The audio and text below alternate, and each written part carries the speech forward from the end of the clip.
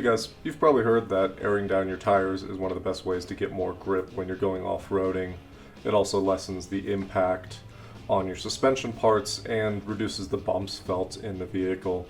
Airing up your tires can just be a pain sometimes. It can take a really long time. I've had it take up to 45 minutes or more.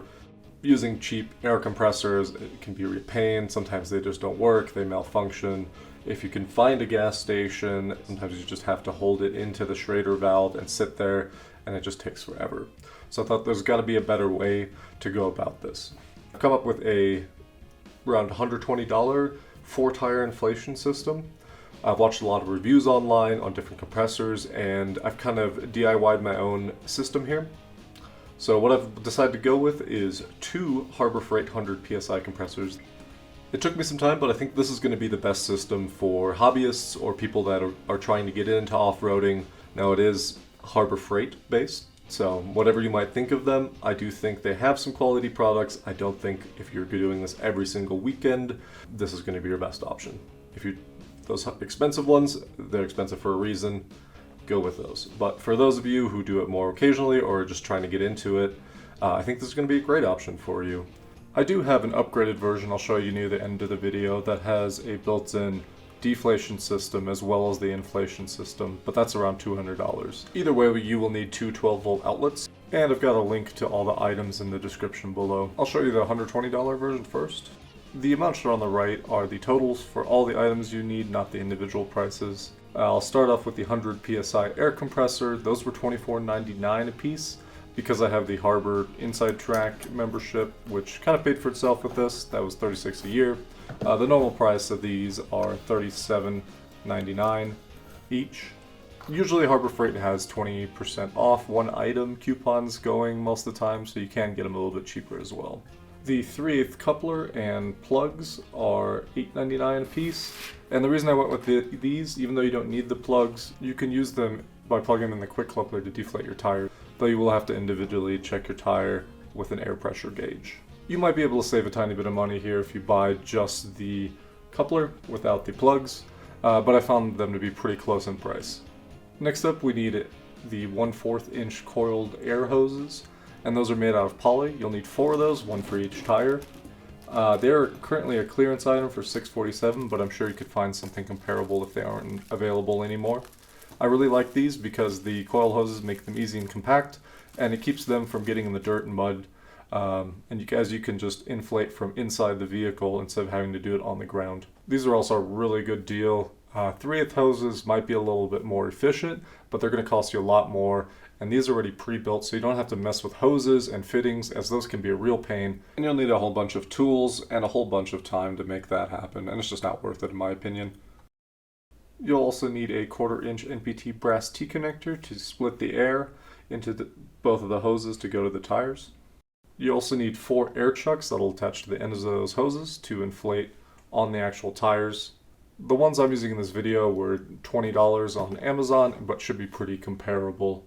And I prefer a closed flow versus an open flow, meaning that if you take one off of a tire, it won't come out of the other one. It'll close the loop in there. Just be aware that there is still pressure in the hose even if you do disconnect it from the compressor. Lastly, you will need some thread seal tape to put around the fittings so that the air doesn't leak out of the connection points, and that's really important. In the end, I spent $118.77. You'll probably come out to closer to $130, $140 if you don't have the Harbor Freight membership or a coupon for discount. If you go and buy anything comparable for a 4-tire system, out of the box, you're $500+. A lot of the YouTube videos, I feel like they're around that range too, even with the DIY and building yourself with your own hose system. They may link to the items, but they don't really show you what everything's actually going to cost. Now, the big issue with these compressors and most of the bad reviews are regarding these hoses. They'll work, but they break. So this is a standard 3/8 connector, and we're going to be tossing these, or you could keep them around in case you want to back up, but we'll be building our own hose system to go to 2 tires instead of just 1. And what's really nice about having 2 of these instead of 1 is that if one breaks, you have a backup, but also you could do the 2 tires at once. It puts less strain on the single compressor, And you can literally hook them all up, push on, and they'll all go up. You don't have to go around to each tire, disconnect, reconnect. You can just sit there, wait. These aren't too loud. I can comfortably sit in the car. So the basis around what I'm doing is I'm taking the 3/8 connector right here, which looks something like this.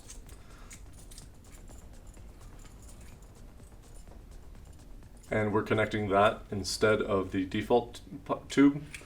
Unfortunately, this is not, there's nothing we can really scavenge from this. The way it works is there's a little spring in here and the connectors just don't work with standard fittings. So it's really nice. We attach this to the main hose here. And then the easiest way to do it is to just get this T-connector. So this is two females with a male, and that'll just screw right on here. You're going to want to use Teflon tape, but I'll get into that in a moment. And then these two will go to your two hoses to connect to your tires. What's nice though is if you want to air down, you could connect one of these plugs into these quick plugs. And what that'll allow is the air to come out, because these are pretty good at keeping air from leaking out. But if you plug one of these in, you could deflate your tires as well. All right, let's build this thing. To start off, we're going to take the Teflon tape and wrap it around the T-connector threading. Start wrapping it clockwise, that way when you thread the other piece on, it won't unravel itself. I go around about 2 times, and then just rip it off with your fingers and kind of push it into the grooves. And make sure that top part is clear where the opening is.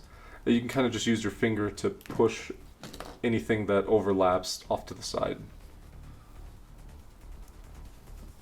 Screw it in to the 3/8 coupler, and this one has a 1/4 connection. Try to get it as tight as you can with your fingers, and then grab either 2 crescent wrenches or some normal wrenches if you have some that are large enough. I actually didn't have wrenches that were big enough for the coupler, so use what you have, or you may have to go out and get some.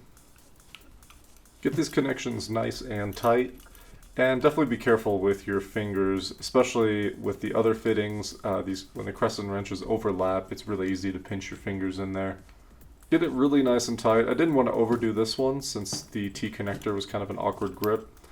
I made a mistake, but wanted to show you guys. Use the 2-nut connector for the hose, not the single nut like the first hose that's attached.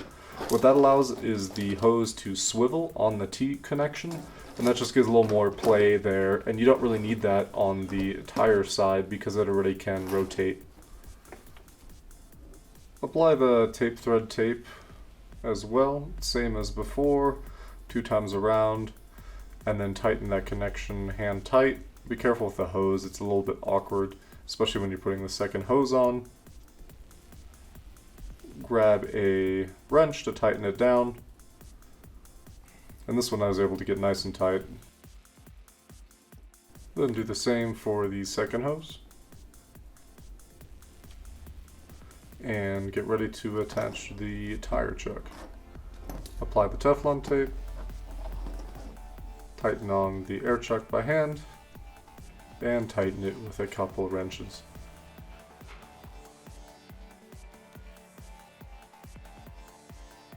I just wanted to show you guys real quick how long it takes to deflate the tires. Take the valve stem caps off, attach the tire chucks, and remember to put the coupler in when you're ready. And it takes about 2.5 minutes for the tires to deflate from 35 to 15 psi. You can also use standard deflators. Mine look like this, you just screw them on, but for me they just take a really long time and are really hard to manage. Before turning on the compressors, attach all the 4 tire chucks, and I've placed the compressors inside the vehicle. Be extremely careful to turn on your car before starting the compressors or you will kill your battery. I accidentally did this, it took only 10 seconds and my car was dead. Turn off anything extra like air conditioning or music, just in case. Start the compressors before you attach the couplings. This is also very important, or you will blow the fuses in the compressors. I have a future video I might make that shows a valve system where this isn't necessary, since you can turn it on and then change the valve. So turn the compressor on, then attach the coupling, and you can see they show the air pressure on the gauges. And you can see they both read about 15. It's a little hard to tell because of the one on the right, the needle's kind of high off, so from top down it does look like 15. While these are running, grab some soapy water, spray it on all your connection points, and look for bubbles forming. As you can see here, those bubbles, redo those connections. Otherwise, you'll be wasting some of the air pressure and causing the pumps to run longer than necessary to fill your tires. It's a little frustrating the first time you go to have to fix all these, but you'll get the hang of it, and the next time there most likely won't be any mistakes. Alright, you're ready to run the real deal. You can see me testing some last connections here, but I'm actually inflating the tires at this point. Everything looks good. I started the car before I turned these on. I turned the air compressors on before the quick coupler. And it took about 13 minutes to get from 15 to 35 psi. The gauges on the compressor were about 1 to 2 psi off, which is pretty normal and well within range. But I did double check the tires just in case as it was going. 35 was my recommended tire pressure for my vehicle. If you do have to go over 50 psi, these might not be the best fit for you. But they do shut off before they overheat and damage their internals. And be careful, they do get very hot on the metal parts. If you're running big off-road tires, a lot of times you don't even need more than 25 or 30 psi. As promised, I wanted to show you guys the upgraded version I've made after this that I'm currently running in my rig. I'm storing it in a soft rifle case, seems to fit it pretty well. If you guys are interested, I might make a part 2 that goes a little bit more into detail how to make this one. You can see the connections to the tires are the same, but this main part's a little bit different that connects to the compressor itself. You have the same 3/8 quick connector compared to the version I've shown you, and you don't use the T connector anymore. Instead, use a 1/4 quick connector that goes into the valve I'm currently touching. And what this valve allows me to do is when I connect to the two tires, I can deflate and stop the flow, and the pressure gauge on the right will actually show me the pressure of the two tires without having to go to each individual tire. The Husky coupler set I got from Home Depot, and I'm using this quick coupling manifold 3-way. And these are all quick connect couplers as well. It's kind of convenient if you do want to remove anything or switch anything out. And they have a really good seal still. And what's nice also with this valve, you can connect to the tire and then turn the valve off when connecting it to the air compressor.